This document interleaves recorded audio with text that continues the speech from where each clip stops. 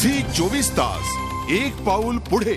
नववर्षाच्या पूर्वसंध्येला डोंबिवलीमध्ये दरवर्षी उत्साहाचं वातावरण असतं। नववर्षाचं स्वागत करण्यासाठी आकर्षक रांगोळी काढण्यात आली, तसंच शारीरिक कसरतीही सादर करण्यात आल्या। यंदा शोभायात्रा ही साधी काढून निधी सुद्धा वाचवण्यात येणार आहे। बचतीतून जमा झालेला निधी दुष्काळग्रस्तांसाठी दिला जाणार आहे। आतापर्यंत 10 लाख रुपये निधी जमा झालाय। डोंबिवलीतल्या या उत्साहाचा आढावा घेतलाय आमच्या प्रतिनिधी दीपाली जगताप यांनी। भूतकाळातील सारी दुःख विसरून सरत्या वर्षाला निरोप देत उद्यापासून नववर्षाची सुरुवात होतीये। संस्कृतीचा वारसा जपणाऱ्या डोंबिवलीमध्ये दरवर्षीप्रमाणे यंदाही शोभायात्रा काढण्यात येणार आहे। याच नववर्षाच्या पूर्वसंध्येला डोंबिवलीमध्ये शोभायात्रेच्या आगमनासाठी तयारी सुरू झालेली आहे। गणेश मंदिरापासून पहाटे निघणाऱ्या पालखीसाठी आणि शोभायात्रेसाठी विविध प्रकारची तयारी करण्यात येते, रांगोळी काढण्यात येते।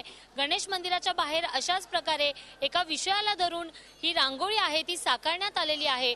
भारतीय चित्रपट सृष्टीला 100 वर्ष पूर्ण झाले, याच निमित्ताने ही संकल्पना घेऊन ही रांगोळी साकारण्यात आलेली आहे।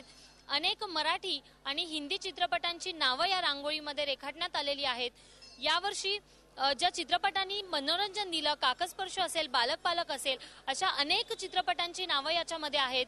शिवाय अमिताभ बच्चन पासून आमिर खान पर्यंत असे अनेक कलाकार आहेत, यांची चित्रकला येथे रेखाटण्यात आलेली आहे। आणि रांगोळीमधून हा जो संपूर्ण विषय आहे, भारतीय चित्रपट सृष्टी आहे, ही पूर्णपणे मांडण्याचा प्रयत्न या रांगोळीतून केला गेलेला आहे।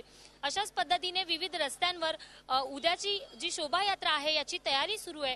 मात्र दुष्काळ असल्यामुळे सामाजिक भान राखत अनेक कार्यक्रम जे आहेत ते कमी करण्यात आलेले आहेत आणि कमीत कमी खर्चात उद्याची शोभायात्रा काढण्यात यावी अशी संकल्पना गणेश मंदिर संस्थानाची आहे। आणि तिथून जो निधी वाचणार आहे तो दुष्काळग्रस्तांच्या मदतीसाठी देण्यात येणार आहे। त्याच्यामुळे सामाजिक भान राखत डोंबिवलीकरांनी नवीन वाटचाल करण्यासाठी आणि नवीन वर्षाची सुरुवात करण्यासाठी डोंबिवलीकर सज्ज होताना दिसतात। व्हिडिओ जर्नलिस्ट आशिष मंडलसह दीपाली जगताप, झी 24 तास, डोंबिवली। झी 24 तास एक पाऊल पुढे।